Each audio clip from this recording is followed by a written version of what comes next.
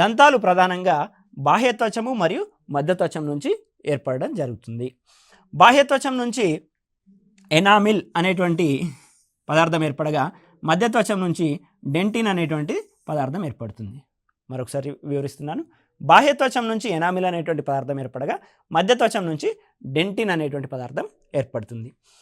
దంతాలు డెంటిన్ అనే పదార్థంతో ఏర్పడతాయి. మన దంతాలు ఏవైతే ఉన్నాయో ఆ దంతాల లోపల డెంటిన్ అనేటువంటి పదార్థం ఉంటుంది. Very important. దీన్ని ఓడెంటోబ్లాస్ట్ కణాలు లేదా దంతోత్పాదక కణాలు అని అంటాము. ఆ దంతోత్పాదక కణాలు డెంటిన్ అనేటువంటి పదార్థాన్ని ఏర్పాటు చేస్తాయి. ఈ డెంటిన్ అనే పదార్థంతో మన దంతాల నిర్మాణం అనేటువంటిది జరుగుతుంది. ఈ విధంగా బాహ్య మధ్యత్వచం నుంచి వరుసగా ఎనామిల్, డెంటిన్ అనేటువంటిది ఏర్పడుతుంది. డెంటిన్ని దంతోత్పాదక కణాలు ఏర్పాటు చేస్తాయి. ఈ డెంటిన్తోనే మనకి దంతాల నిర్మాణం జరుగుతుంది. డెంటిన్ పై పొరనే మనము ఎనామిల్ అని పిలవడం జరుగుతుంది.